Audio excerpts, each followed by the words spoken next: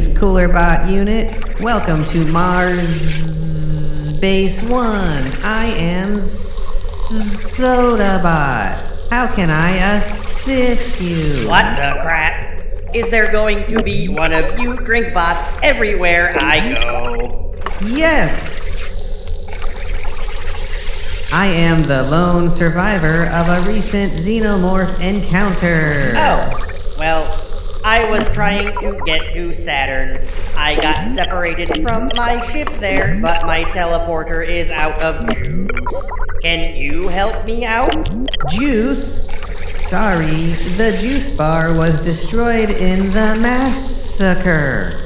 But I have 16 delicious flavors of soft drinks.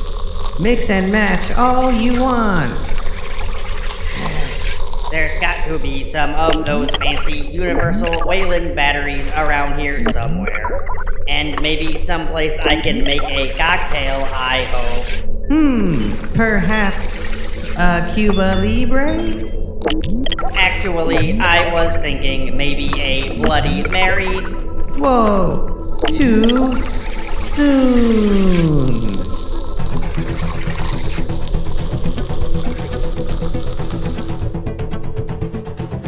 Welcome to Crew Expendable. I am not a space vampire, Hallstrom.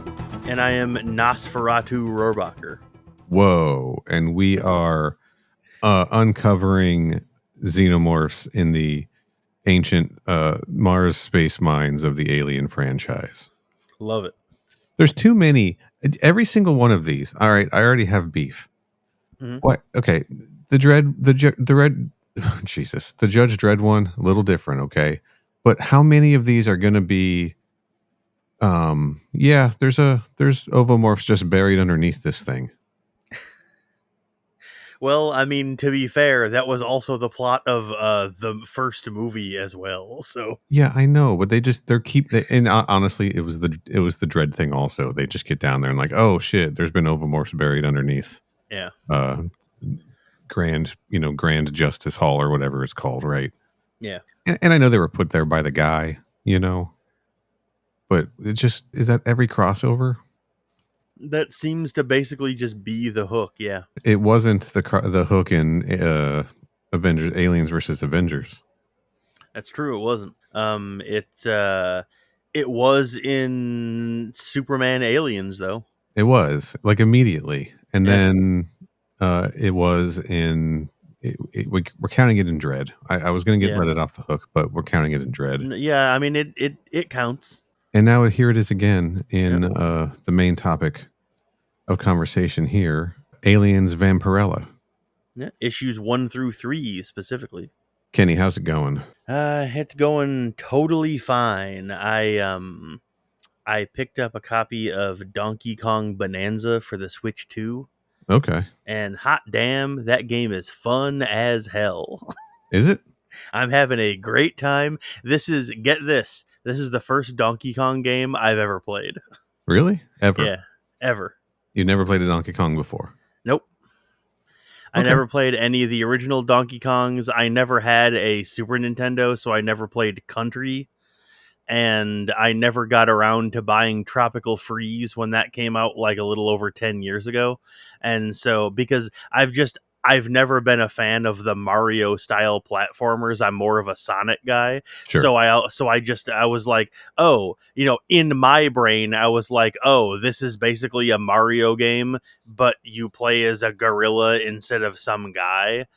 And that was like how how it worked in my brain. Okay. But I decided on a whim to just buy Bonanza because it looked kind of fun and everyone talked about how good it was. And I bought it, and what a great game, dude. I am loving it so much. Nice. That's the one where you can just like pick up the ground and make platforms, right? Yeah, basically pretty much the entire world is destructible. That's the one where these viral clips keep going around of some streamer who's like real bad at the game, just being bad at the game and acting like it's the game's fault, and everyone's just like, this guy just doesn't understand the basic foundational mechanics of this game. Yeah, I can tell you right now that I don't understand how he couldn't get them because they're very easy to understand. Yeah, I don't know who he is. I don't want to weigh in on the conversation, but That's fair. people are like, he's like this about every game. So maybe it's his thing. Maybe he pretends to be bad at games. Maybe he's just like a troll gamer.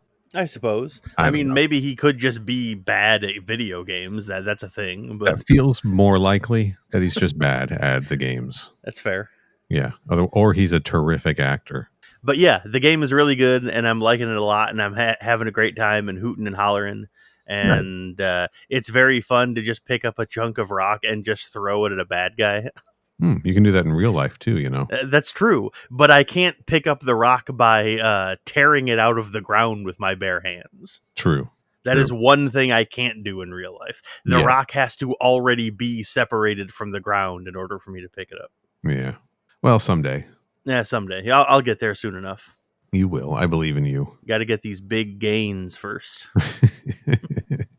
But yeah, that's what's been going on with me. So I've been watching a little show called Alien Earth. Maybe you've heard of it. I have heard of it. Yes. You know, we're not going to weigh in on it here. If you want to hear our opinions on it, go listen to our Alien Earth episodes. I think we should keep these separate. Yeah, that was the plan. We made some jokes on the Dread episodes about watching Alien Earth, and the reason we made those jokes was because we recorded those before the show had even premiered. Mm-hmm. So we were like, boy, we've been watching Alien Earth and just saying things about watching the show. Yeah, this is, I mean, not counting the actual Earth episodes, this is the first episode we've recorded since Earth started. So We have. This is not a comment on the quality of the show at all. It is nice to be talking some weird alien stuff, some Yeah, weird it alien is. comic books. You know, Sure is. it's been a minute because those Dread episodes were recorded kind of well before Earth Yeah. started. It was a while ago. Yeah. Yeah, and we had to take a little break and everything. So back on our classic grind, so to speak. Mm-hmm. With one notable change, we have a fundraising page now. Yeah. Yeah. If anyone out there listening wants to financially support our efforts over here, we would greatly appreciate it. You can go to coolerbot.net to do that. Yeah, and again, that is the reason why that was not mentioned on the Judge Dredd episode. We hadn't set up that page yet when by the time we recorded that. Yeah. Yeah, we just started it, as a matter of fact. So Yeah, it's pretty brand new, and we sort of opted to do a site that allows people to do one-off donations if they'd choose to, instead of trying to do anything that would require monthly subscriptions or anything like that. Because maybe some people just want to throw us a buck or two here or there. Yep. And you have the option now. We've had people ask, and now we have an answer. Yeah, for a while we were knocking around the idea of starting a Patreon, but we decided that like having subscriptions and like monthly payments coming in, considering how we're not always exactly able to keep on a regular schedule all the time, Yes. we didn't think that would be the most appropriate option, because then there would be some months where people would be paying us money and we weren't able to find the time to make the bonus content that we would have otherwise promised. We didn't want to have that situation happen, so we decided not to go with a monthly subscription route. The big thing is, we do pay to make this show. Yeah, we sure do. We pay for hosting to ensure that we're not going to end up with a host that's going to push us to stick advertisements in, or stick advertisements in without us knowing, or without us having a choice in it, which is the direction certain things are going. Mm-hmm. And we don't want to be party to that. So yeah, the hosting for this show comes out of our pockets, and it's good hosting. Mm-hmm. But by design, we don't want anything inaccessible to listeners, and we don't want to ruin the listening experience for anybody either. Yeah, both of us hate especially hate the dynamically inserted ads that some places do. Here's a fun little fact, all you listeners out there, about the show. When we did the first couple episodes, we experimented with inserting dynamic ads into the episode, and we turned it to the lowest amount of ads that they would let us do. Mhm. And they still inserted something like 6 or 7 ads into the episode, and we listened to it and went, absolutely not, and then just turned that feature off and have never used it again. And took the show to a different host that was not going to be pushing us Yeah. that way. That was Yes. a different hosting platform altogether. That was the breaking point where we were like, no, we're not going this direction. We are not letting Yeah. this happen. Yeah, that was like listening back and hearing how many ads they considered the minimum allowable amount was what made us go, you know what, we're just going to pay for our own shit so we don't need to worry about this happening anymore. Exactly. And ultimately that's the reason why we started our page, is because we're any donations that we get will be going towards paying those hosting and server fees. I Mhm. want to assure you, though, like any listeners out there, there's never going to be ads on the show, and we're never going to charge for it. You're Right. under no obligation to pay. It's totally fine if you don't. We're not going to care or even know or notice if you don't. So Yeah. Shows for everybody, and we want to keep it that way. it's not just we want to, we will do that. Yeah, go over to coolerbot.net and show us some love if you're so inclined. We definitely appreciate it. I think that's a long enough sales pitch. What do you think? Yeah, I think that works fine. Should we dive into our main topic of conversation here? Yeah, sure. I don't think I have anything else to say about our donation page. We are going to discuss the first 3 issues, 3 out of 6, of the 2015/2016 Dark Horse Dynamite crossover, Aliens Vampirella, written by Karina Bechko, with art by Javier Garcia Miranda, colors by Inlight Studio, letters by Simon Boland, covers by various artists. One of the first things that made you want to do an alien podcast in the first place, is that correct? It is correct. When you had jokingly mentioned the idea of doing an alien podcast on MK, I believe it was on MK PodQuest, I heard that and went, that's interesting. What kind of alien stuff do they have? And I went and looked, and I was scrolling through the list of it, and I came across 2 things that were pieces of alien media that I was so taken aback by that I was like, all right, maybe there's some real juice here to this idea. And the Aliens Vampirella crossover was one of those things. I saw that and I went, wait, hold the fucking phone. Yeah, man. That seemed like such an insane crossover idea to me, because I was like, this is like a goofy, like, horror host kind of character. Well, I mean, eventually she turned into not being that, but that was kind of like the original idea, sort of. And it's like crossing over that with the xenomorphs just seemed like such an insane idea to me that I was like, all right, maybe this is something we can actually get some work out of, you know? Yeah. You mentioned last crossover episode, on the second Judge Dredd episode, that you're not a Vampirella guy, right? I'm not. This is I've read precisely 3 issues of a vampire comic, and those 3 issues are the first 3 issues of Aliens Vampirella. Okay. I have literally never read a Vampirella comic before this. I mentioned that I have read a handful of Vampirella books. Okay.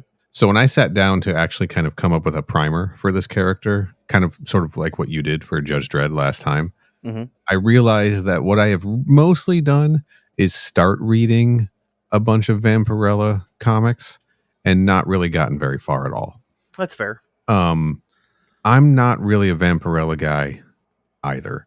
Okay. Which is odd, because there are names attached to Vampirella books that should be very appealing to me, or have been very appealing to me over the years, right? You've got Grant Morrison has written his fair share of Vampirella stories. All right. Warren Ellis, right? Mm-hmm. Mark Millar, who, yes, I have called a hack repeatedly on this show, and I stand by that. But he wrote with Grant Morrison, and there was a time in my life where I was a Mark Millar fan. That's fair. Kurt Busiek, like there are names attached to Vampirella books that should be much more appealing to me than it turns out they actually have been.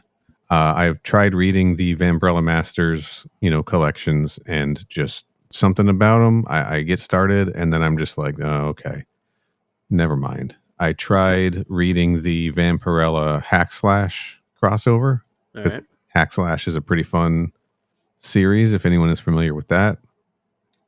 I think I got like maybe 2 issues in and got distracted. I mentioned the Red Sonja Vampirella meets Betty and Veronica crossover series that I believe I did read all of a few years ago. Mm-hmm. All I can tell you I remember from that is that Red Sonja joins the Riverdale football team and kicks a lot of ass. And they make several jokes, I think, about the times that Archie Comics has sort of parodied Vampirella with the Vampironica character. Yeah, I'm not gonna lie. It is a little bit surprising to me that you're not a Vampirella guy, because knowing nothing about Vampirella and pretty much only like the only thing I know about the character is that I see like a drawing of her and go, "Oh, that's Vampirella." Like I Right. recognize her on sight because like, she just has like a distinctive, memorable character design. But Yes. like I said, I've never read any Vampirella comics. I don't know anything about Vampirella at all. And so in my mind, it's wild that you don't read Vampirella, because in my mind, Vampirella always seemed like an Archie Comics coded character. Like, it seems like the type of character that someone at Archie Comics would be like, this is going to be our version of a superhero, and it's Okay. going to be like a cool, sexy vampire that like runs around and does cool stuff. It feels like an Archie style idea to me, so it's always been weird to me that you don't fuck with Vampirella. Like it would fall on like the old MLJ publishing line, or it would be like Red Circle or whatever. Something like that, yeah. It seems like the type of idea someone at Archie Comics would have, so that's why it's always been weird to me that you don't read it. Well, there is an Archie involved, and we'll get to that. Right. So I will just say there was, maybe what's making you think that is when Archie did their sort of horror revamp line. They took a concept, a Dan Parent concept from the kind of classic Archie comic book, the silly book, Mhm. where there were some vampires came to Riverdale, and one of them was a dead ringer doppelganger of Veronica Lodge and kind of impersonated her.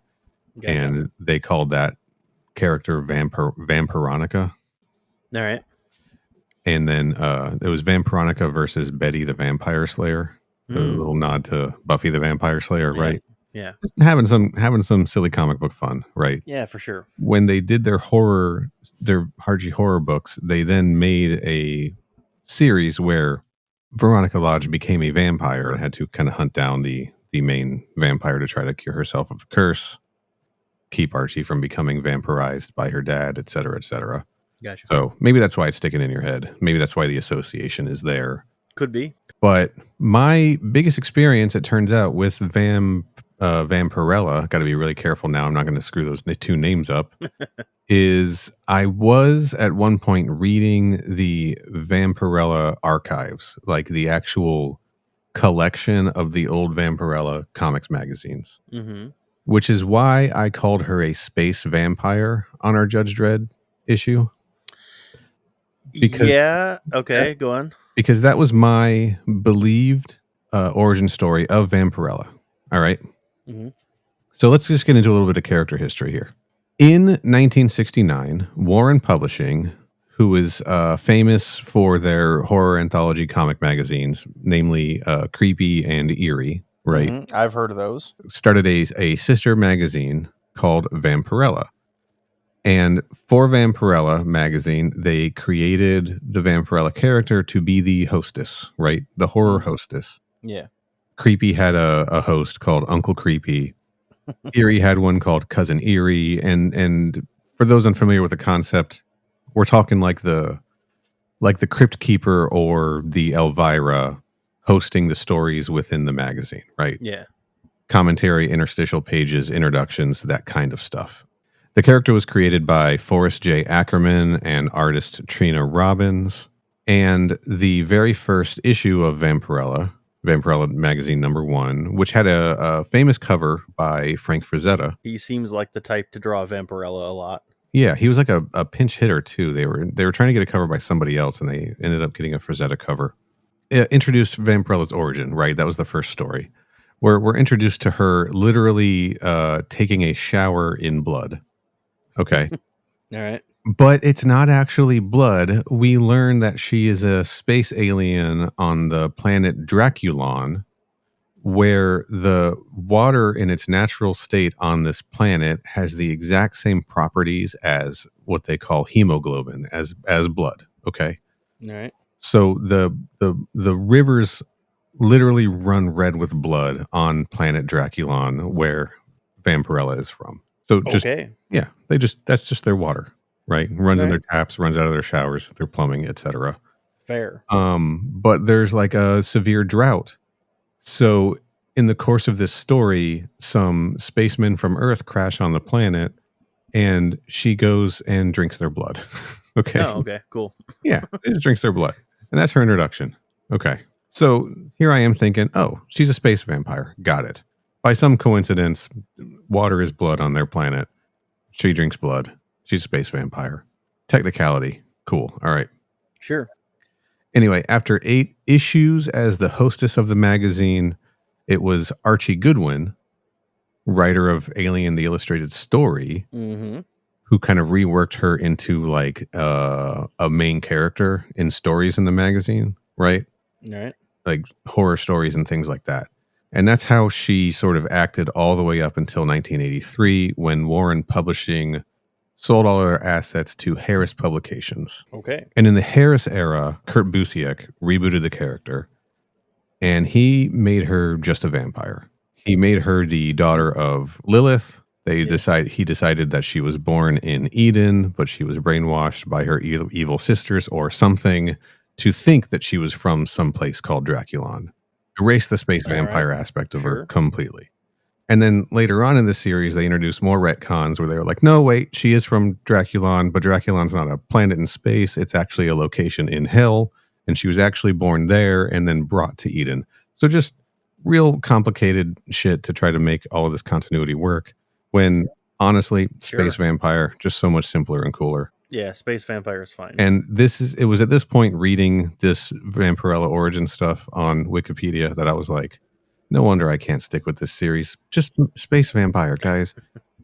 I thought this was so much cooler when she was just a space vampire. No wonder these books are such a slog for me. They're all like dragged down by this mythology and like, you know, religious iconography and ideology and vampire orders and all of this crap. And I'm just like, come on, space vampire who hunts down other vampires. Can't it just be that? You know, it's funny that you say that, because now that you say that, that is kind of ticking off something in my brain.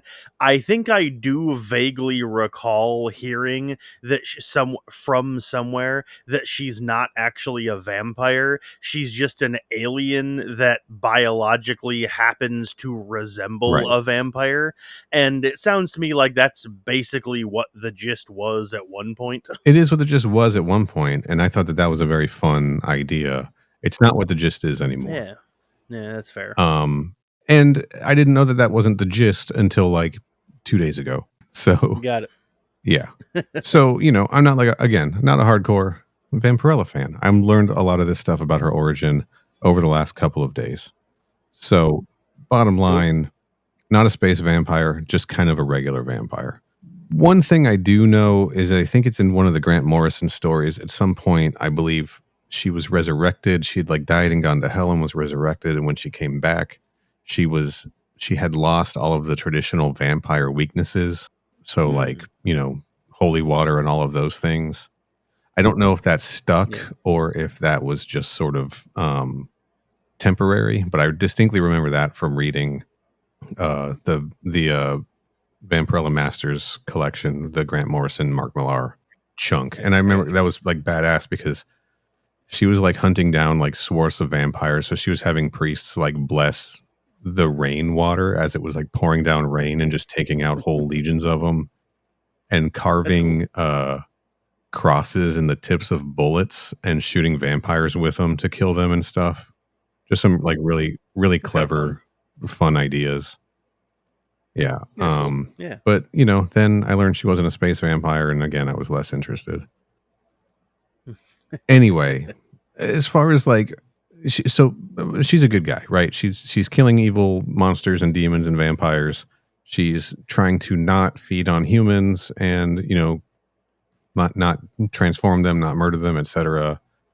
She's just she's Blade, right? She's Blade. She's Blade mixed with Buffy the Vampire Slayer. She's super strong, super fast. She's theoretically immortal. She can sprout wings and fly. I think she can entrance people in like a thrall or hypnotize them a little bit. She heals rapidly, etc. All the typical sort of vampire stuff. Yeah, those I gotta say, she uses the wings in one of these issues, and that surprised me a lot. I mean, if you had asked me, hey, Vampirella is like a vampire, can she fly? I would have said, yeah, probably. But I would have just like assumed she could like magically float or whatever. I would not have guessed that she did it by sprouting actual bat wings. Yeah. That legitimately surprised I will say me. in her first appearance, she didn't sprout wings. She turned into a giant bat, and she could turn herself invisible. They sort of toned the powers. They adjusted the powers appropriately, I think. That's fair. The last thing I'll say is at one point there was a live action Vampirella movie created. All right. That has essentially been disowned by the studios and everyone. Cool. You can find it online, but it was like a critical and financial failure. All right. And I have a copy of it downloaded on a hard drive somewhere. Of course you do.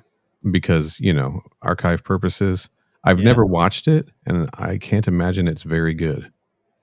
Yeah, I'm guessing it probably isn't. Yes. Yeah. Anyway. That's it. That's the Vampirella primer you're getting from me. Cool. I don't know how accurate all of that information is because a lot of it came from various Wikipedias, but I know the stuff about her being a space vampire in her first appearance is accurate because I reread her origin story yesterday. Cool. Yeah, I'm not worried about it. Even if it's wrong, that's okay. Both of us started off this episode being like, yeah, neither of us have read any Vampirella comics. So I'll tell you, though, learning she was not a space vampire after reading these 3 issues, kind of a drag, because I was like, what a perfect way to have her encounter xenomorphs.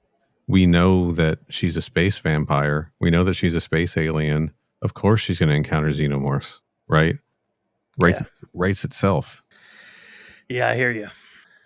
I don't want to sound like I'm too down on this, but I don't know, guys. Let's get into this though. All right, let's. Issue 1 cover, right? We've got big giant moon up at the top, full moon, giant xenomorph kind of, in the background with Vampirella posing in front of it with a field of ovomorphs with an egg opened up in the foreground. Art by Gabriel Hardman with colors by Jordan Boyd. Yeah, this cover rocks. Seeing this image, like when I said I found this comic existed and I was like, oh, we got to fucking read this. We got to cover this. We got to start the show so we can talk about this. Yeah. This cover is the thing I saw because like I saw the title and went, huh, that's a strange crossover. And then I clicked on the article and it opened up this image and I went, okay, yeah, we got to fucking talk about this. It's a very cool cover. Vampirella is in her traditional sort of like red, I'll call it bathing suit costume which she doesn't always wear in the comics. She doesn't wear it in this one. Yeah, I mean, I'm assuming she never does, but so far in the first 3 issues we've read, she has worn it in precisely one panel. I think in most of the Dynamite series, which Dynamite has had the license since 2010. I could be wrong about this. I know they reprint a lot of the Harris books, but I believe she doesn't wear it that often in the ongoing series. She wears it sometimes. Gotcha. Primarily, they put it on the covers, of course, to attract Yeah. lonely boys. Yeah. Right. It's they witchblade them into buying the book, right? I got you. Yeah. So, but yeah, this is a very sick cover. The Xenomorph has the ridge head. Mm-hmm. And I'll say this up top while I'm thinking about it. I like that we get a mix of the Xenomorphs in this. We get some with the ridge head and some with the smooth head. Yeah, there's definitely some that have like lumpy heads, that's for sure. A lot of times artists go one or the other, right? Yeah. I think from what I remember, like I believe artists tend to go one or the other, and in this one they mix it up, and I like that attention to detail. So right away in issue 1, we've got some dudes in hoods running through a strange, I'll call it a demonic looking facility, clearly running away from xenomorphs, trying to get through a door, right? They sure are. But they get attacked by xenomorph. They do, as you may imagine, in a comic about xenomorphs. That is correct. They get one attacked of them by xenomorph, I said. One of them straight up gets just murdered by the xenomorph, and the other one the xenomorph tries to go grab the other one, and then it is revealed to be a vampire that the xenomorph is fighting, and they get into a very brief fight, and then the vampire tries to bite the xenomorph in the neck, and then his entire face gets melted off by acid. This was dope. Right away. It was extremely dope. I literally wrote in my notes, sick opening scene. Fucking ruled. Rip his hood off. Bam. Vampire bites the xenomorph in the neck. Acid comes out, melts the vampire's face off. Yeah. Also, I should clarify rather, that as we find out later on in the comic, these guys are not technically vampires. They're called Nosferatus, which apparently is a different thing than a vampire. Yeah. I don't know what the difference is, but Vampirella makes it clear in a later issue that there is a difference and that these things are called Nosferatus. And I was like, okay, geez, sorry. Yeah, feels like we're splitting hairs here, Vampirella. Yeah, I don't know what the difference is, but she apparently does. So, yeah, these are, like, anyone out there that's listening that is aware of Vampirella lore, these are 2 Nosferatu the xenomorph is fighting. Vampirella wiki. Anyway, while his face is getting melted, we cut to a ship approaching Mars, and there is like an automated alert flashing, announcing that the ship is approaching the Mars Colony 1. And as the camera pans around through the ship, we discover that the ship is completely empty, except for one pod has a person in stasis, and that person is Vampirella in her classic Vampirella outfit, which is the only time in the comic we ever see her wearing it. Yeah. And she's in stasis, and the ship automatically docks.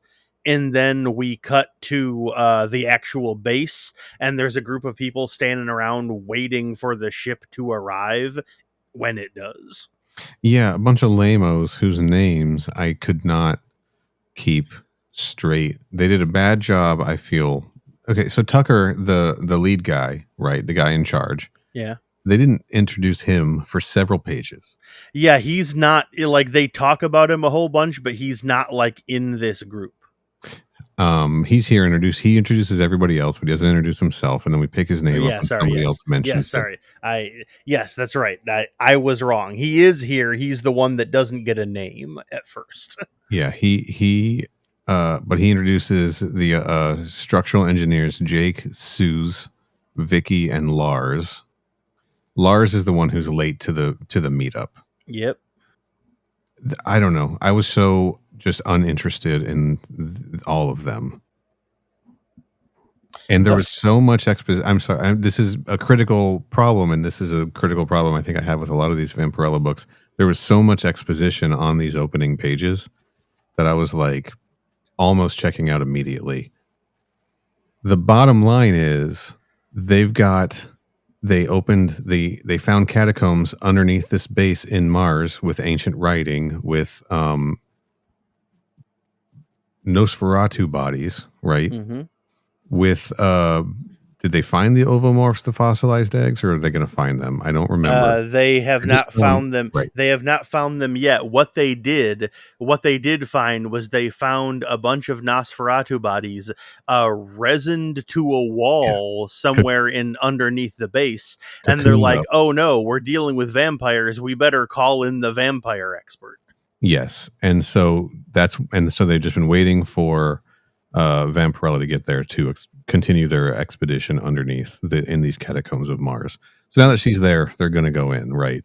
There's Yep. also these interesting comments that there's only certain times, I guess, because of the weather around Mars, where ships can enter Yeah. and land, and that's going to be important because there's other like supply ships and Yeah. times where the crew's supposed to be relieved and stuff like that. Yeah, like she even says that she like this was important enough that she got sent in the middle of a cycle, which is not something they would normally do. Right. And she arrives just a few days before the next like replacement crew ship is supposed to arrive. Yes. Yep. So anyway, that's several pages of exposition blown through. Let's just get to the part where we're in the catacombs. So she's headed down with Jake, Seuss, Vicky, and Lars. Yes. Yeah, they get down there. She mentions that she's different than a normal vampire, but she doesn't elaborate on that. Okay. So maybe that is And what I was saying, where she's like lost the weaknesses or something. yeah, Or maybe. maybe this is because she's a daughter of Lilith. And she starts reading some of the ancient writing you mentioned that's like frozen under a big thing of ice. Mhm. And Lars mentions that he's trying to contact the relief ship because his wife is on it. Yes. And then they get to the room that has the Nosferatu bodies in it, and like I said, they are resined to the wall. And she's like, people don't really do this. They're definitely dead, but Nosferatu don't do this to people, so I don't really know what any of this means." Mhm. And then while she's about to say something else, a wall breaks open, Yes. and on the other side of the wall, there is dozens and dozens of ovos just sitting there. Dozens of them, just a field, a whole egg field, and one of them is open. Mm-hmm. One of them looks busted up, Yeah. right? And then they do what everyone does, and they start walking through them. I like that the one of them is like, "Oh, is this how vampires reproduce?" They think they're vampire eggs. There's Vampire eggs. That's a really funny idea. a lot of this book. Okay, so shit's gonna go bad, and most of this book is everyone figuring out or trying to blame it all on Vampirella, right? Yeah, I actually have a running tally in my notes of how many times somebody says something to the effect of, this didn't start happening until after she showed up. Somebody says that 5 times over the course of the 3 issues we read. Yeah. They're always trying to figure out a way to blame her for all of this that's happening. It's like, bro, look at a xenomorph. That is clearly not what a vampire looks like. There's a comment about that later too. Yeah. So they start walking through the egg field, and they're saying things like, "Hey, if we just discovered a new species, maybe they'll name it after us," right? Yeah, there's some, bickering and a little bit of discussion they're having while they're walking Right. through it. And Vampirella is trying to keep things on track and be like, look, this place could be like deadly to you humans. And they're like, no, it's basically fine. And while they're talking, a egg opens up and a facehugger crawls out of it. I don't know that I'm going to call. I want to file some of this bickering under STD, All right. Yeah. shitty team dialogue, but Yep. I'm not committed to that yet. So That's fine. Anyway, I but mean, yeah, it also doesn't really last long enough for us to really get a good sense of how shitty or non-shitty it is yeah. in comparison to what their dialogue would normally be like, you know? But it ain't just one egg that opens up when the egg opens up. Several of them open up, Yep. grab everybody Yeah, except Lars, I believe. except Lars, because he was off trying to radio his wife, right? Yep. Yeah. Vampirella, the one that leaps at her, she grabs it in the air because she's kind of a badass, Uh-huh. but it still manages to like wiggle and grab her face. She doesn't grab it tight enough on the tail, I guess, and it's still able to get to her head Yeah. and pull itself on. Mm-hmm. Oh, Lars is there, but he just doesn't happen to get one. He's just far enough away that none of them got him.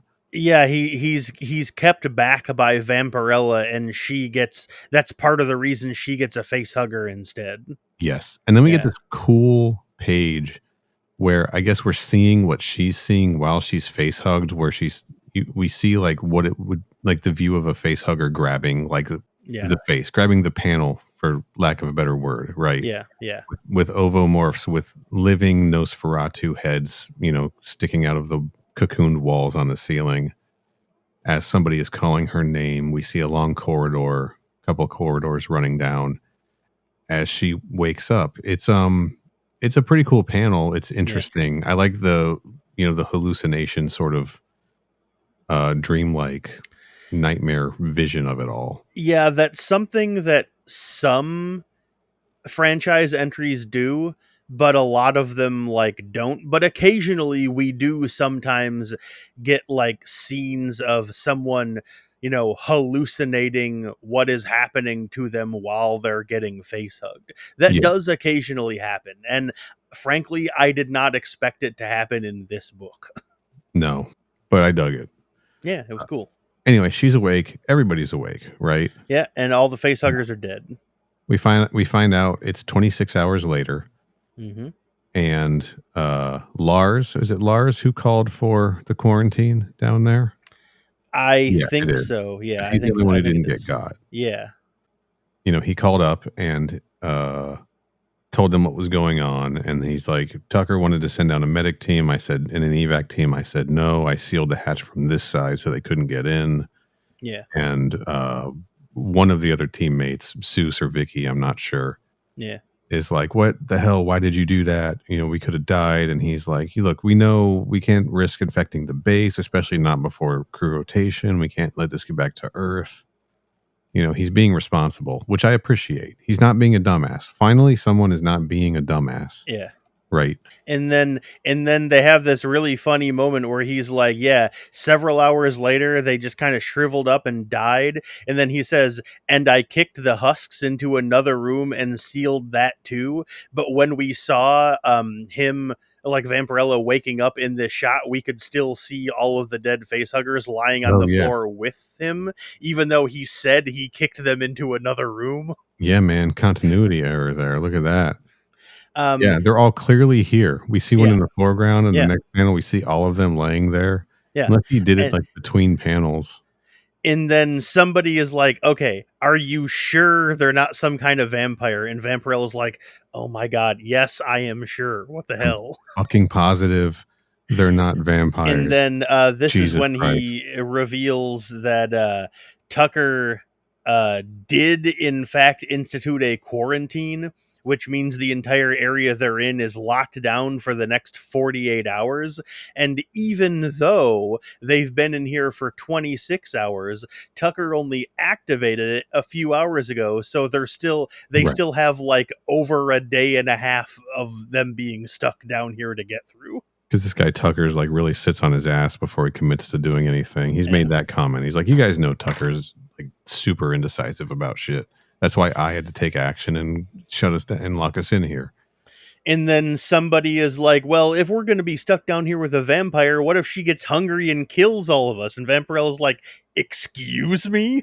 You're fucking, I'm not going to fucking eat you guys. Jesus Christ. She does say that is not something I would ever do. I'm devil's advocate here. I'd be a little nervous about that too. Okay. Not lying. All right, if I'm locked up in a place, no food, no water, I would be a little bit nervous about anybody eating me, to be honest, but especially a vampire. Okay. And then we get the first of, like I mentioned, 5 times where someone is like, really? We live right above these things for months, and now this happens when you show up? Come on. Yeah, but as she's saying that, she's starting to cough. Everyone except Lars, notably, is starting to cough, and Vampirella has a big problem. And Neil, what is that problem? She grabs her chest because that problem is a chest burster bursts out of Vampirella on the last page of issue 1 of the 6-issue miniseries Vampirella or Aliens Vampirella.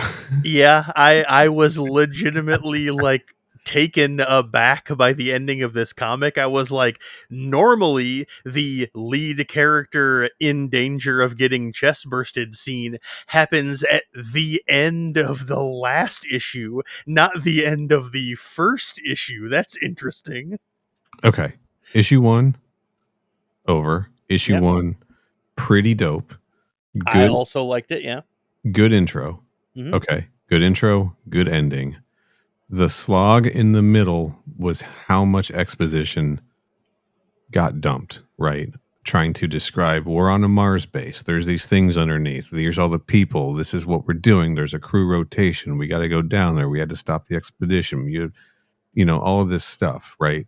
The storytelling wasn't very fluid. There were cool scenes in it, but the story wasn't fluidly told. And I didn't appreciate that. But good beginning, good ending. Mhm. It would keep me reading. Fair enough. Yeah, I had fun reading it. Yeah. Should we get into issue 2? Sure. Issue 2's cover, also art by Gabriel Hardman with colors by Jordan Boyd. It is a xenomorph about to second jaw kiss Vampirella, and she's facing it with her fangs out. Mhm. Yeah, man. Another very good cover. The xenomorph looks really cool. I like the xenomorph jaw versus Vampirella fang. That's a fun little. I also really you know. like how the xenomorph has sharp teeth, because most of them have human teeth. Yeah, you know, this one probably has sharp teeth because it came from a vampire. Yeah, probably. Yeah, maybe that's the implication here. Maybe this is the one that popped out of her. Could be. This one's smooth head, unlike the one of the issue 1 had the ridges, right? Mm-hmm. But immediately just a bunch of fucking exposition. Yeah, we cut to that relief ship that's on its way to Mars.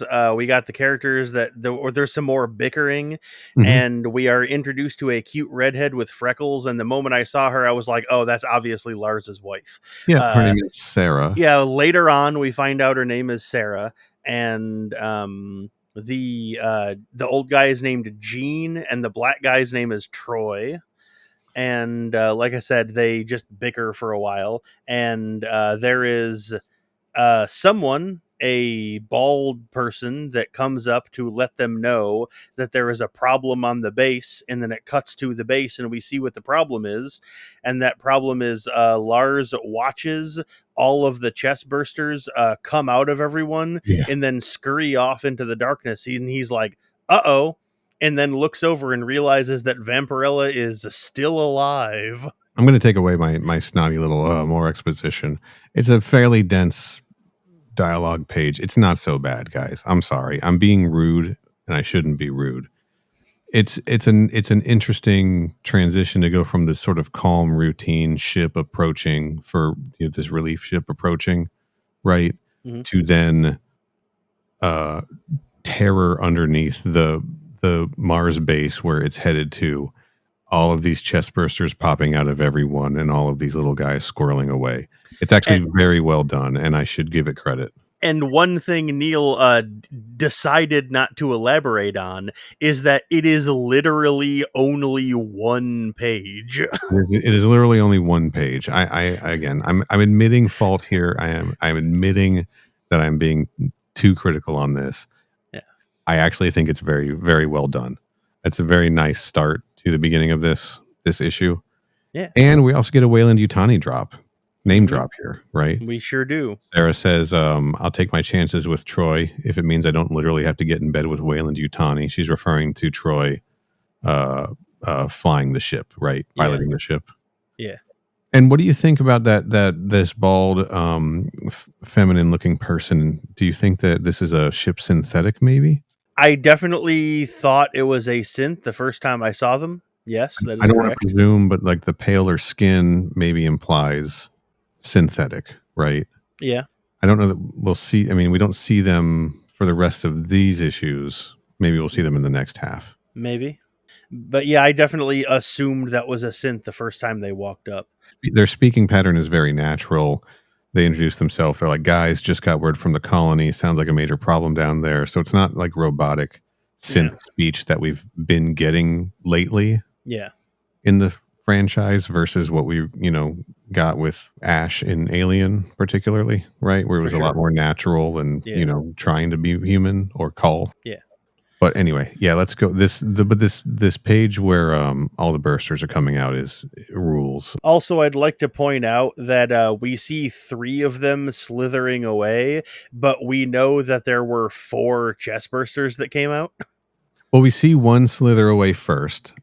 Okay, when he says and we see one slither away, and then we turn, and the next page, 1, 2, 3 pop out, and then those 3 slither away. Oh yeah, see the first one where, as you pointed out, when he said I just assumed that was one of the 3. Yeah, no, I had to count also, but that first one is slithering because remember, Vampirella's bursted out last issue.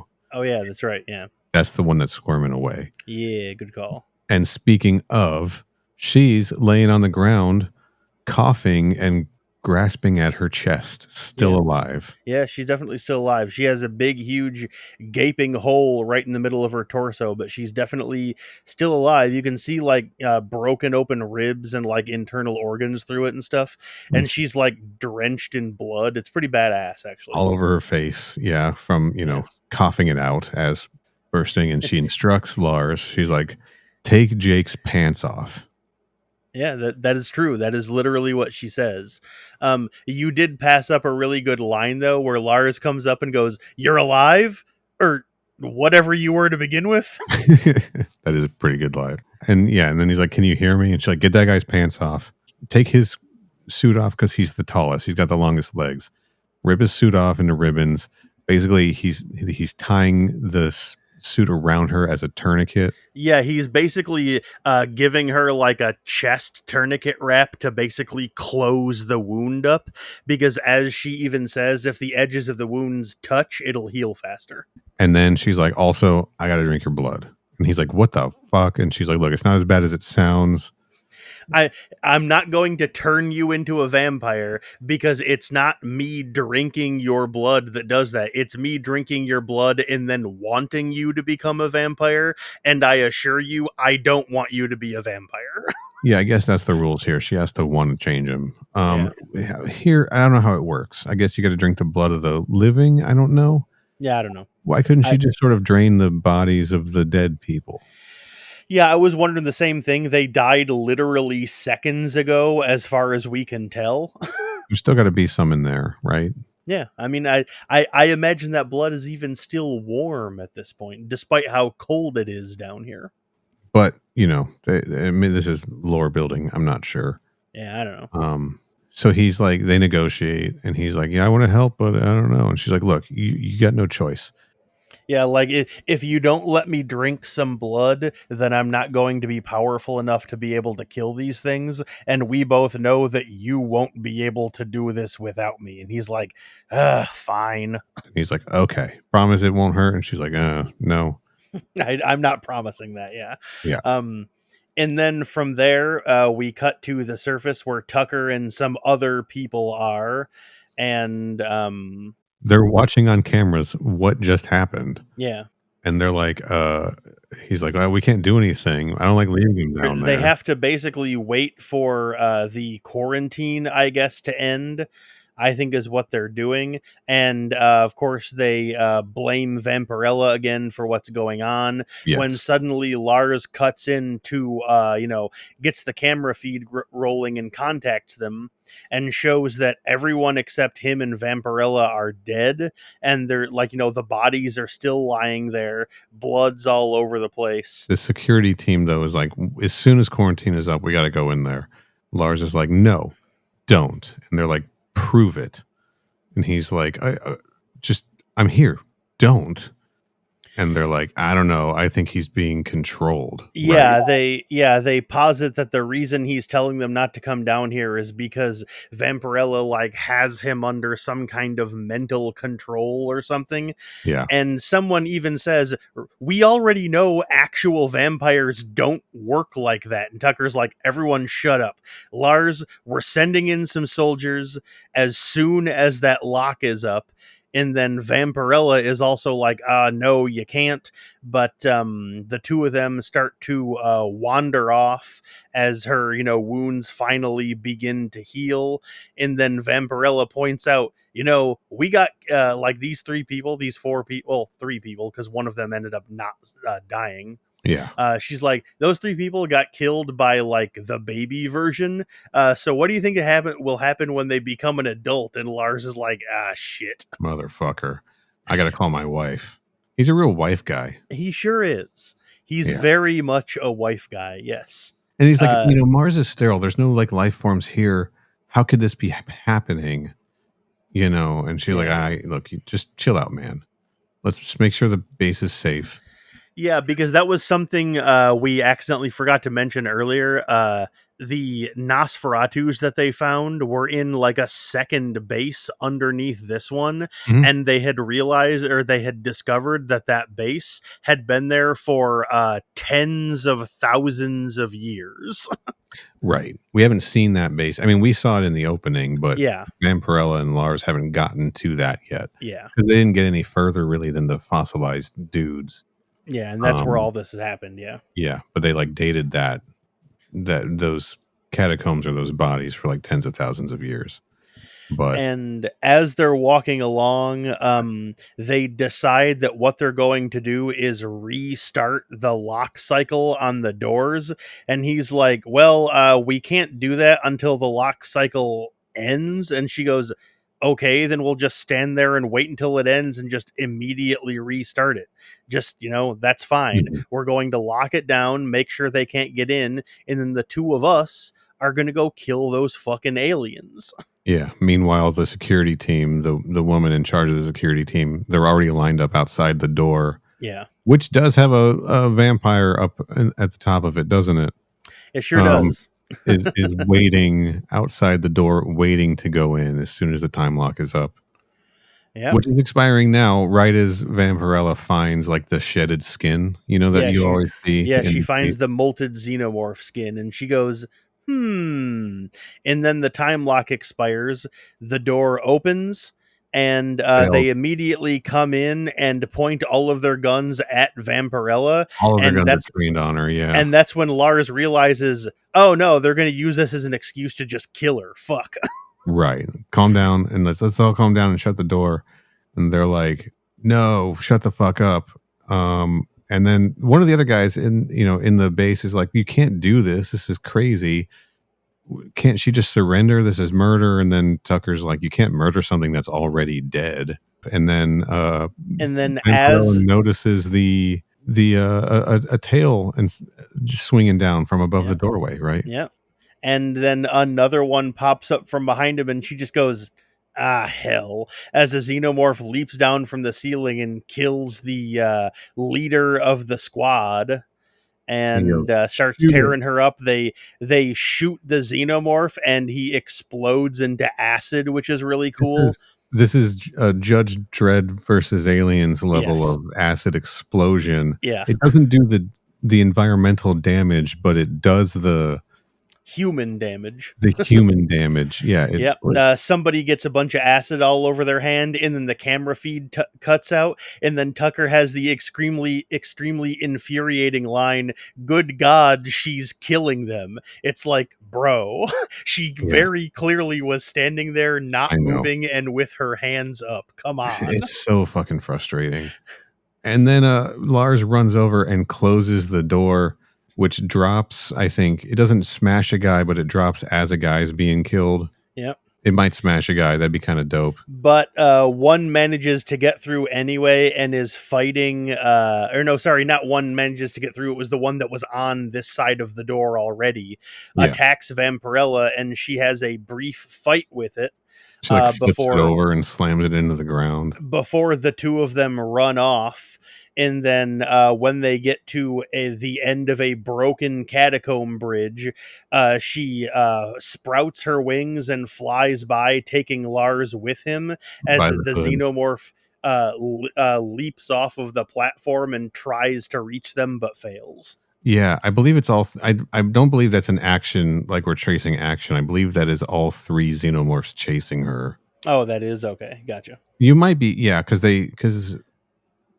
in the next scene on the next page we see three of them crawling across the wall. So I Okay, that's want to fair. say one is dead, but there are three still chasing them. So all three of them are still on this side of the door. Got it. Yeah, that's how I read Okay. that. Fair enough. But yeah, she sprouts wings, which, like I said, I didn't know she could do. And Mhm. then she flies the two of them to the two of them to safety. And then he turns around and sees that they're crawling across the wall at him, and he's like, "Ah, shit!" And so they run into this slightly open door and push it shut. And then have a little conversation about what just happened and how he's like, "Oh yeah, those soldiers are definitely going to kill you." And Yeah. she posits that, like, look, Nosferatu, yeah, they drink blood, but whoever it was that like built this base, They were so by advanced. by the time they had enough technology to be able to build a base like this, they would have been surviving on synthetic blood. And he's like, yeah, I'm not so sure about that, when he turns around onto the platform they're standing on, and Mhm. we're standing in front of a gigantic blood draining factory. Yeah, it is a factory designed to drain blood from bodies. Like Yes. something out of the Saw. Like I'm saying Saw because there was that pig factory in Saw. Yeah. It's like that, but for human bodies. Was that Saw 3? I don't care. I don't remember which one. Nobody write in and tell me. Yeah, we don't care that much. I mean, I don't know about how Neil feels about it, but I think the first Saw is fine. Actually, I think the first Saw is pretty good. And then from after that, I don't really care that much, so I'm not really interested in finding out more Saw lore. So, Yeah, I don't care. Um and anyway, that's how the issue ends. that's the end of issue 2. Yes. All right. Pretty fucking good. All right. Yeah. Not gonna lie. I think this all hinges on issue 3. Look, did I say it on the episode that I wasn't sure how crazy I was about this coming into this when I read this? You implied that you weren't crazy about it when you said earlier something to the effect of how like, you were reading this and then and that's really all you said. You never really elaborated. All right. Well, I going through this again. I fucking dug this. This ruled. This issue ruled. Turned around a bit on issue 1. This issue was a lot of fun. The violence, the action, very cool. We will see. I think it all hinges on issue 3 here for me. Speaking of issue 3, the cover is extremely funny. Vampirella is turned around in a kind of TNA pose, waving her hands menacingly and baring Mhm. her fangs at a group of xenomorphs that are all waving their hands at her, arms outstretched, and it looks like she's leading them in a dance class. It's very funny. Again, cover art by Gabe Hardman and colors by Jordan Boyd. We're tight now. I call him Gabe. That's fair.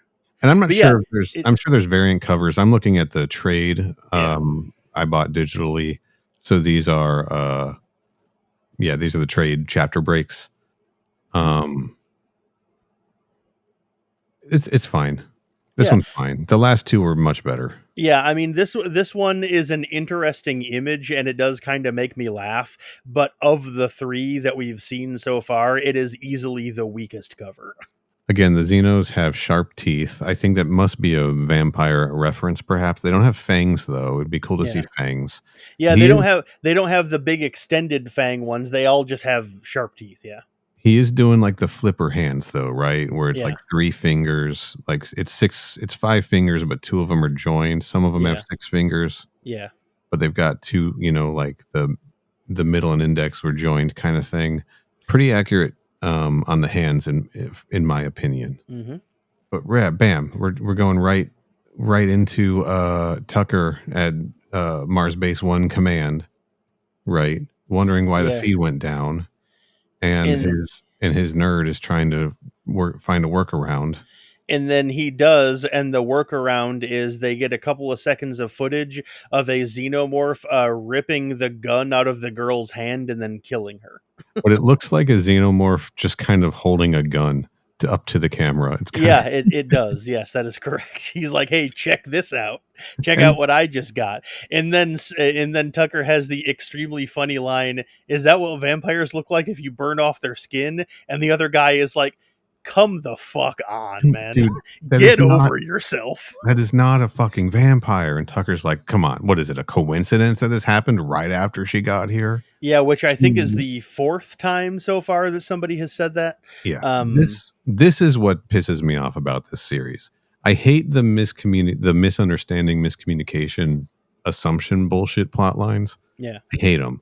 That they plagued every TGIF sitcom of my childhood. Right?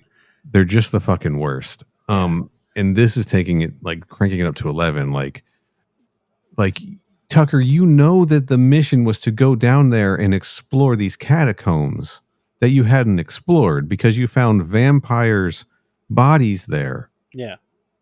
What do you? Yeah, maybe what happened is you've uncovered something in these catacombs, buddy. It cuts back to Lars and Vampirella, and he is mulling ominously over. Well, ominously would be the wrong word. He's mulling depressingly over the pile of desiccated human bodies, and he's like, don't think I love this. And Vampirella's like, what? Mummified vampires are okay, but mummified humans aren't. And he goes, yeah, I guess so. Yeah. And so they decide to leave, but before that they find like a console, and they try to get it to work, and that console turns out to be a Super Nintendo, and they play Mario Kart on it. Mm-hmm. Yep. Mode 7 graphics. But in actuality, what happens is that they can't power it on, and then, as referenced in the intro to the episode, Yes. Lars remembers that his flashlight has a battery that's designed to be like a universal battery that can connect to anything. Yes. And so he takes out the battery and installs it, and it works. And I like how this future tech is able to power something that is hundreds of thousands of years old, but that's beside the point. It's a flashlight battery. Yeah. But it's designed by Wayland Core, supposed to be universal because they bridge the gaps between contact points regardless of origin in theory. Yeah. Now, as a battery concept, that's very cool. How much power is in these things? Yeah, That power up this console. Yep, it sure does. Because this is a console that's like, it's not just wall mounted, it's built into the wall, and Yeah. the screen is like about as big as them almost. Yeah, it's a lot to buy, but it powers up, and it's in ancient vampiric or whatever the language is, and she mentions that there's a warning, and it says it's on lockdown, and all of the doors have to be sealed, and then it opens up a map, and Lars is like, "Wow, we've barely been into this place," and Vampirella looks over at him and is like, "What? You guys never fucking went down there and looked?" And he's like, no, we started, but when we found he starts calling it a vampire, and he corrects himself. He's learned, right? Yeah. He's becoming more sensitive.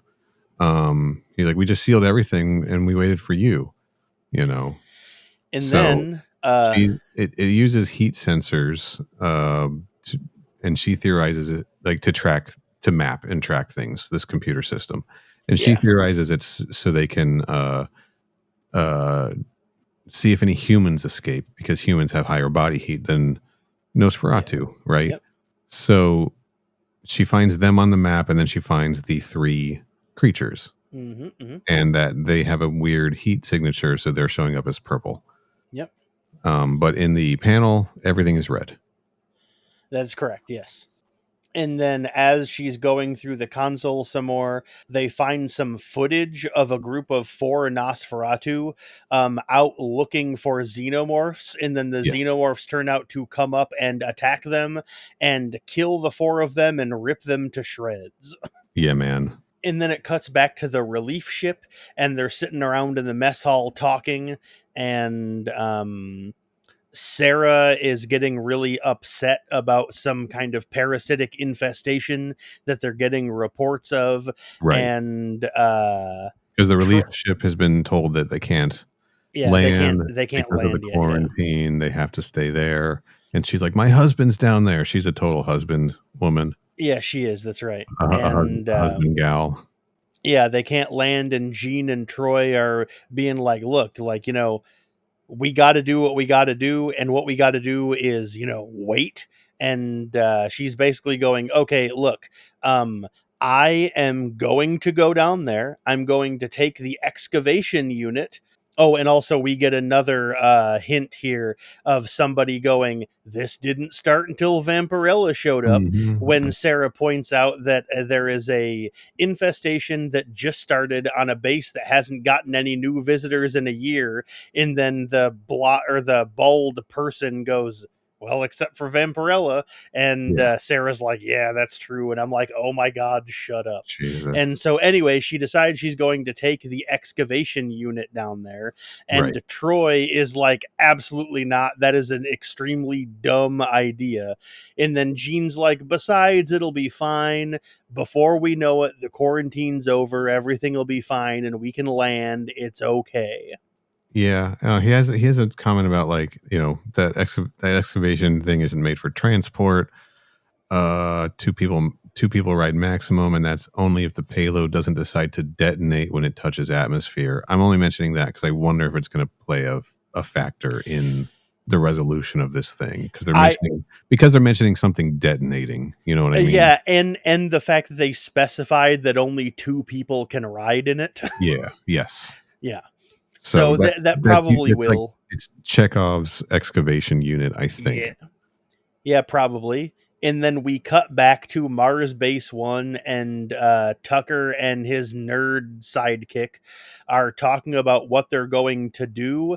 And Tucker decides what he's going to do is flood poisonous gas into the entire area. And the guy's like, how are we going to be able to get Lars out? And Tucker's is like, we won't be. Yeah, fuck him. Yeah. Tucker sucks. This guy's the worst. Yeah. He's terrible. They talk about how terrible he is at his job. He can't, like, make decisions. Yeah. Yeah, he quickly became a really shitty dude. And so, yeah, he's become the guy that, like, we're looking forward to seeing him get eaten by a xenomorph, right? We haven't had that character, and he's the character now, right? Yep, he's the guy we're rooting against. And they have some conversation about how the sidekick doesn't. We keep calling him the sidekick because we still don't know what this guy's fucking name is. Yeah, I'm skimming the Xenopedia article, seeing if I can find it. And him and Tucker are talking about it, and the guy doesn't want to do it, and Tucker's like, "Oh no, we're doing it." And so he starts theorizing the idea, like an idea for how they're going to be able to do it, and eventually hits on the air scrubbers that they installed earlier. They're not connected to the rest of the group of them, so he can fiddle with them remotely and make them, like, pump out too much, turning all of the air, like, toxic, and that's how they're going to do it. And the sidekick's like, no way, man, I'm not going to fucking do that. Absolutely not. And then Tucker's like, well, I'm going to do it anyway, so get fucked. Yeah. He's like, it's murder, and Tucker's like, it's not murder, it's self-defense. And then we cut back to Lars and Vampirella, and she discovers on the map one room that's sealed off and has no ventilation leading to or away from it. And she goes, there might be some Nosferatu in there that are still alive, but I think that's pretty much the only place we can go to avoid the xenomorphs. And he's like, well, we should be able to be fine here, though. I mean, we are like sealed in. And then that's when she notices that one of the purple dots on the map is no longer there. Yes. She's like, wait a minute. And Sorry, I'm looking for this guy's name. it's fine. I don't think he's ever named. And then while they're discussing where that could have gone, where that third xenomorph could have gone, Lars motions towards the big, huge tank filled with blood in the middle, and he goes, "Hey, wouldn't there be a way to have to like pump blood in and out of that? Because if there is, that means there is a second way into the room." And then suddenly a xenomorph busts through the glass covered in blood, lunging at them. Yeah, pretty sick panel. And then Yeah. you see it in that top panel on the next page, just dripping with blood. Yeah, it lunges at Vampirella, and she hits it with some kind of big cart thing. Just picks And- up a piece of equipment and just Yeah. rails it in the head. And then while that happens, let's see, Lars picks up some kind of prod implement and make sure we have an insert shot of him grabbing the flashlight battery from the console. Mm-hmm. And then while they're reeling from that, we see the other xenomorph crawl in through the drainage hole. Also And coming then- through the drainage hole. I was confused about that at first. I was like, Yeah. wait, he's already through. Where's what's up there? And then it's like, oh, dumbass, there's another one coming through. Yeah, there's another one coming Jeez. in. And then right as that happens, toxic gas starts to flood into the room, and they're both like, ah, shit. Shouldn't have eaten that Taco Bell, am I right? Yeah, that's right. All right. And Gonna edit that out. and then they run off, escape through the room, climb down a big ladder, and we find out that she is leading them to the sealed room that they saw on the map earlier. Yeah, they're basically just a big chase scene. They're trying to outrun the gas and the xenomorphs. We get a nice shot of Lars using the spear that he got, which they must have been using to the Nosferatu must have been using to herd the humans to zap. He uses it to zap the xenomorph in the chest, which I'm glad Lars got a shot in. The footage we saw earlier of the 4 Nosferatu getting killed by xenomorphs. Yeah. Each of the Nosferatu were holding one of these items. Yeah, they get to the door and the door is cracked. Right. Yep, it's cracked open. So she's able to kind of wiggle the door open with her super strength, get them inside.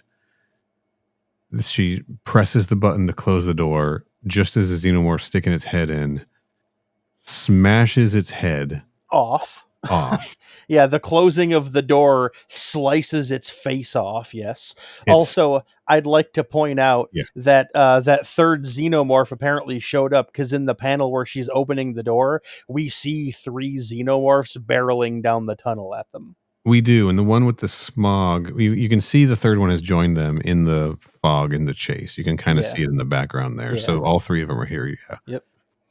And then, they make it into the door, cut the one xenomorph's head off. Yes. The acid splatters onto it's a future sarcophagus. It is in this room. And it opens up, and there is a Nosferatu lying in it on a robe, and some of the acid lands on his face and wakes him up, and he starts screaming in pain, and then tries to reach out, and then just falls over dead. Yes. Immediately dies. Yeah, immediately fucking dies. And then Lars is like, are there more of those in here? And she's like, yeah, I don't know. How the fuck would I know? Yeah, we just got here, dude. And he's asking what's going on, and then this is where we get some lore about Nosferatu that they have to rest in soil. She's like, vampires in general. She's like, it doesn't have to be human soil.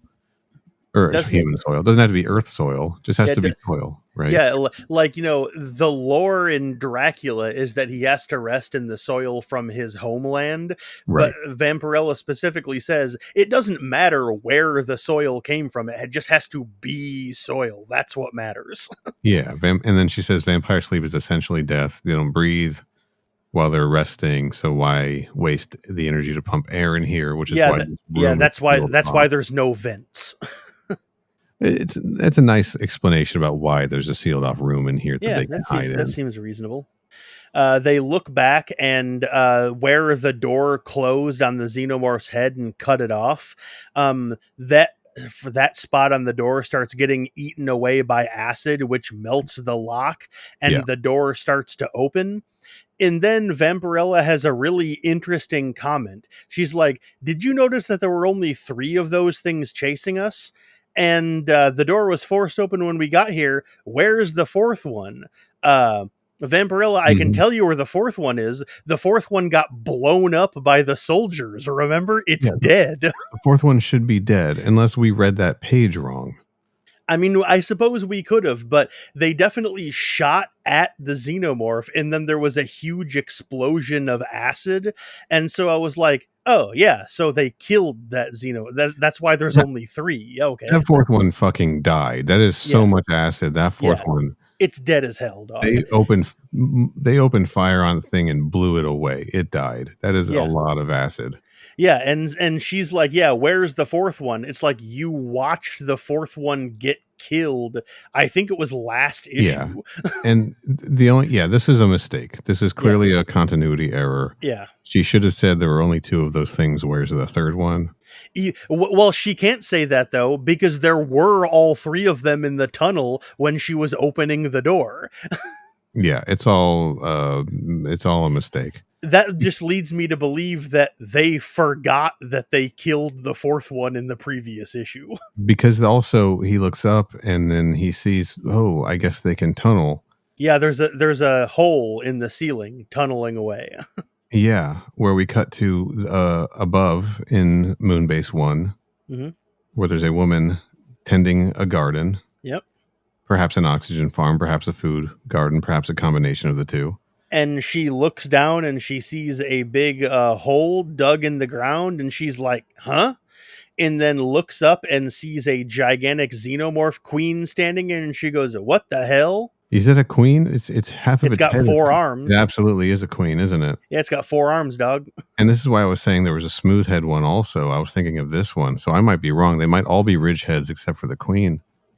But except that, the covers represent the smooth head one. So I'm still right in what I Yeah, said. this is definitely a queen. Like I said, it has the 2nd pair of arms, but also you can see like the shield ridging pattern start to come off its head. The back of its head is covered up by other panels, so you can't see that far, but you can start to see the ridging come out. And also, look how big it is compared to the woman. Yeah, it is gigantic. Absolutely. Yeah. So they lost count here. Absolutely, they fucking lost count here. Yeah. And this is the one. This is definitely Vampirella's baby. It's gotta Right. be. Yeah. It's got to be. This is definitely the 4th one. And then there are 3 others that got away. And that's it. There were only 4 of these things. One of them definitely got killed. 3 And of them then- had been chasing them this entire time. So they killed one. So they've had to count wrong this entire issue. The only thing I can think of is in that firefight, if there was a coloring error and they colored too much area around the xenomorph they didn't actually kill it. There's just too much blood, too much acid blood. You know what I mean? There is one other explanation that isn't really an explanation. It's more of a justification. Maybe there were 5 xenomorphs and they just forgot to show one of them being birthed earlier. But there were 4 people plus Vampirella. So who would the 5th? Where would the 5th one be? Because Lars. Well, that's the thing. Right. No matter what explanation you use, it hinges on them making a mistake while making this comic, regardless of what the explanation is. So, Yeah, definitely a screw up in any case. yeah. But that's the end of issue 3. Yeah, it sure is. And also, the xenomorph has the xenomorph queen here has some kind of weird patterning on it that looks like the woman is looking at it through like a piece of like tempered glass or something. So Yeah. is it like housed inside of a building, or like what's the deal here? Maybe just a coloring choice or something. Yeah, Just I don't like, know. it has this like stippling effect. Yeah, Wouldn't it but be anyway, hilarious that's if, how it ends. when we see if this is the queen that came out of Vampirella? I don't it know if had- it's I mean, I don't know if it's necessarily the queen that came out of Vampirella, but it is definitely a queen because we can see the cover of issue 4 on the next page, and that is definitely a queen she is Yeah. facing. But wouldn't it be funny if whichever xenomorph came out of her, the queen or whichever one, had her red suit on? That would be a good way to be able to tell which one it was. Yeah, and that's how we could identify it. It just had the red suit on. Also, going through Tom? these last Hey Tom, we need some art, buddy. Going through these last couple issues, this is how I discovered that at the time, Dynamite was printing a Grumpy Cat comic book. Of course they were. Yeah, I don't think I knew that. That's cool. That's cool. This is also when the first James Bond comic was coming out, Varger. Oh, nice. Okay. Yeah. Varger was pretty fun. Yeah. I liked those Warren Ellis Dynamite books. But yeah, anyway, that's the end of issue 3 and the end of what we're covering on this episode. So I had jumped right back on board with this until we hit this potential continuity error with number of xenomorphs. I'm on the Xenopedia AVP fandom page, right? Yeah. Nothing listed in the goofs, right? There's no goofs for this. Nothing in trivia, nothing mentioning this miscount on xenomorphs. Folks, if we are wrong about this, if there's an explanation that we missed, let us know. mother@crewexpendable.net. Yeah, that is something that we do want you to clarify for us if we got it wrong. The other stuff that we talked about earlier, like, the Saw lore or whatever, we don't care about that, but this is something we do care about. If we were wrong or missed something, let us know. YouTube comment, Spotify comment, whatever. Yeah. Again, be cool about it, because it is very much bothering me now. I was right back on board until we ran into this. I will admit, I did not notice that continuity error while I was reading the comic. Same. I didn't know, because at the time I didn't know that's what was going to happen, but after I finished reading it and we sat down and we were talking about it, when you mentioned that scene of, like, the one xenomorph blowing up in a Judge Dredd style explosion of acid, I was like, wait a minute, that xenomorph's dead. Hold on. Then I remembered what happened at the end of the 3rd issue, and I was like, I mean, unless there's another xenomorph that was not part of this pack that grew, that was just hanging out down in the catacombs, right? Yeah. Could be. But theoretically, I guess. But the count is still off. I don't know. So I just want to walk through it again. Hey, folks. Future Neil here to say I absolutely do go through this count again in the episode, and it is very confusing how we do it. So before I get a bunch of comments everywhere, the specific continuity error we have possibly caught is there are 4 xenomorphs total, including the queen. But we see 1 xenomorph die, and after that death, there are still 3 xenomorphs, not including the queen, chasing Vampirella and Lars. So it seems like they forgot that they killed one. That's all. It looks like there's 5 xenomorphs depicted in the book when there should only be 4. All right, back to the past. The 4 chestbursters: Vampirella. Well, I'm gonna list the names here. Vampirella, Jake, Suze, and Vicky. Yes. Vampirella, Jake, Suze, Vicky. Okay, that's 4. 1 dies in the firefight. That's 3 left. Yep. And then 3 chase them through the the human factory, Yep.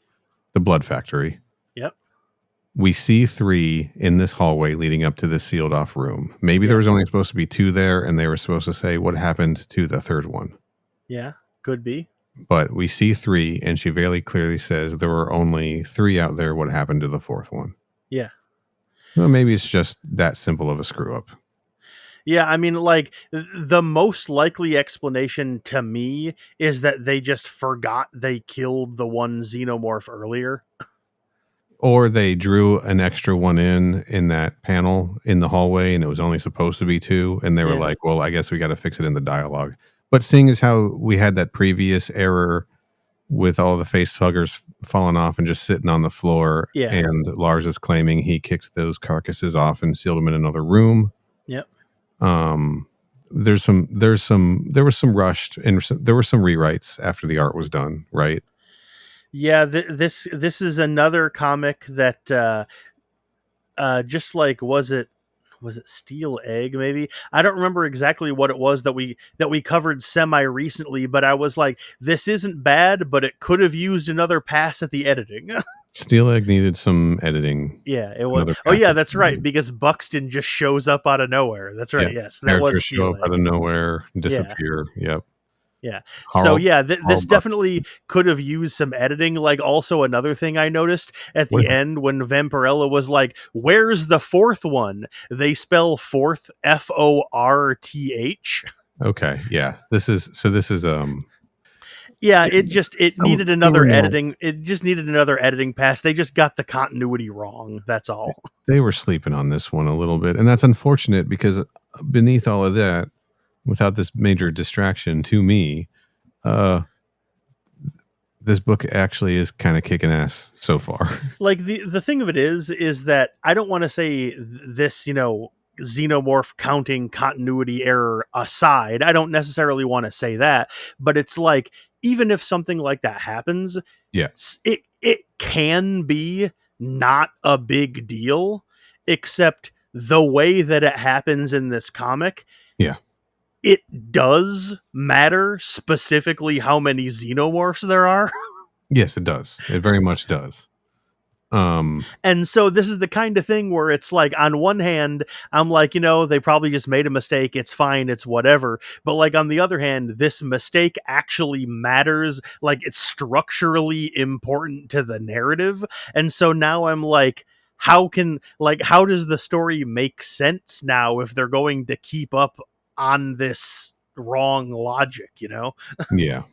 Yeah. But otherwise, though, the point I was getting at is that I understand how important of a wrong detail that is and how important it is to the narrative of the story, but discounting the fact that they made that mistake, otherwise, I've been enjoying this comic.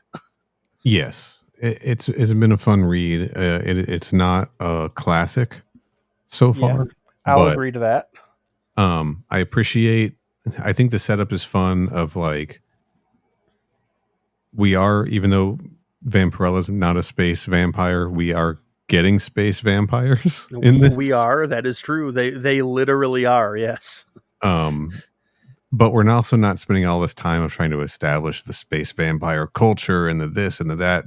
They're just space vampires. Yeah, they just are there. And they got xenomorphed. They sure did. Maybe if we get an explanation for how they got xenomorphed in the next one, I'm willing to bet they harvested a human that had a chest burster in it. Yeah, probably. That would make sense, yeah. That's as simple as it has to be. And we get to now see Vampirella running around with a dude dealing with space vampires and xenomorphs. It's kind of dope. Right. And that's all you need. Yeah, this comic doesn't go the AVPVTT route of trying to just make up a bunch of insane, just pages of lore dump to try to make sense of everything. Right. This is a comic where they're like, Vampirella shows up and sees some space vampires and goes, oh no, and then gets attacked by an alien, and now there's space vampires and aliens. It's fine. Yeah. And she's gonna fight an alien that ripped itself out of her chest. Yeah, presumably. Pretty fucking hardcore. Yeah, we're operating under the assumption that the queen was the one that was birthed from her. We don't actually know that for sure. We're just assuming it. I'm betting because it ran off on its own first, right? Yeah. And it went in a different direction. I'm betting it is. Yeah, probably. I mean, it's an obvious story choice, but that's because it's an interesting and fun one. Yeah.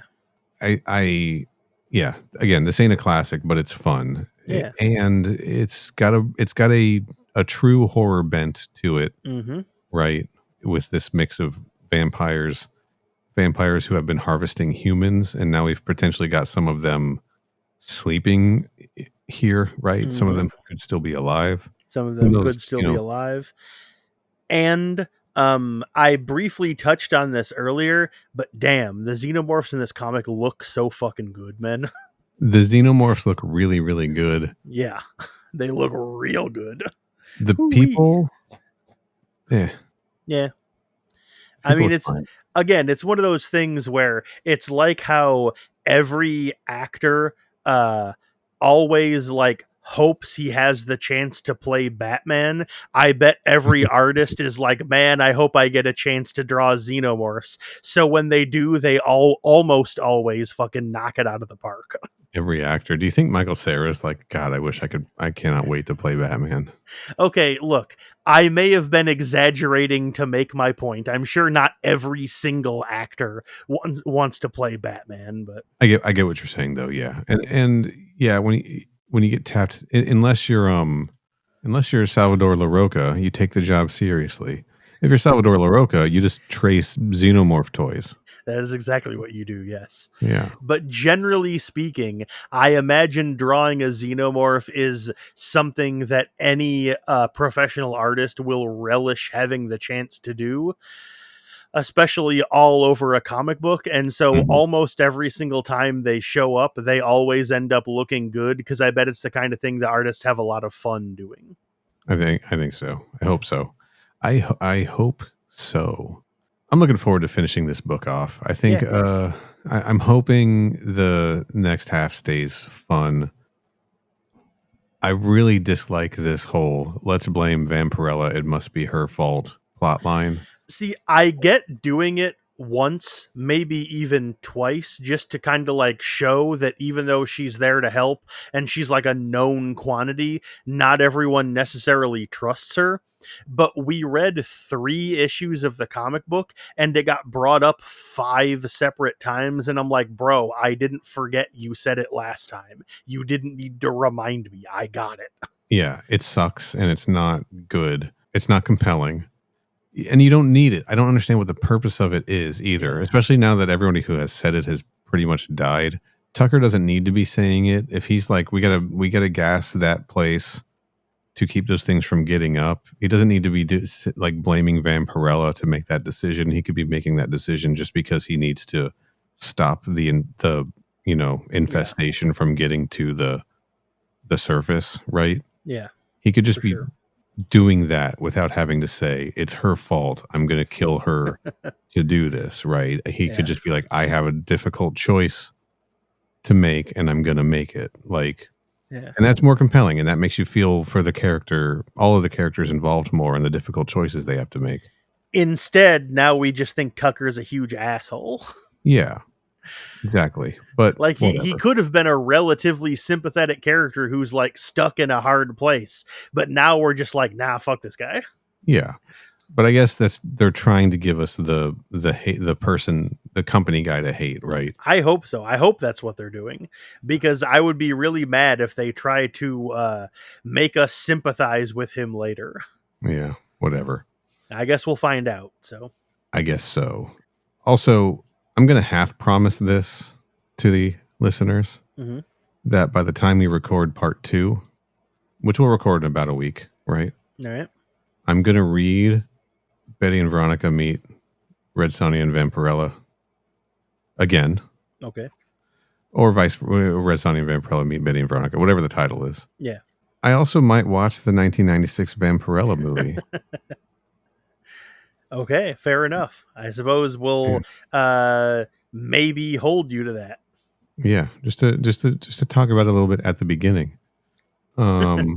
Which Allegedly, it might have been made as a tax shelter. Ah, very cool. So, Classic Fantastic Four Roger Corman movie mode. yeah, perhaps. So look forward to that, Alien fans. Cool. Anyway, should we get out of here? You got anything else you want to say about these 3 issues? Not really. It's pretty fun. I'm enjoying it so far. I'm looking forward to seeing where it goes. But this continuity error is really kind of bugging me. Yeah, same. Hopefully, that's the gist of it for me. So let's hope the book finishes strong and we don't think about it anymore. yeah. All right, let's get out of here, Kenny. Where Go. can people find you on the internet? I'm on Twitter and Blue Sky at CYHOBBEZ. Neil, how about you? Instagram at Final Neil. Blue Sky, same thing. Where can people find the show? Our Twitter account that I run is at Crew Expendapod. Our Blue Sky is at Crew Expendable. Our Instagram and our threads that Neil runs is at Crew Expendable Pod. Our website is crewexpendable.net. Our email address is mother@crewexpendable.net. Our YouTube page is youtube.com/@crewexpendable. And our donation page is coolerbot.net. Coolerbot.net. We're talking Alien Earth on the next release, but after that, we will be back talking about Aliens Vampirella issues 4 through 6. So until then, stay frosty. frosty.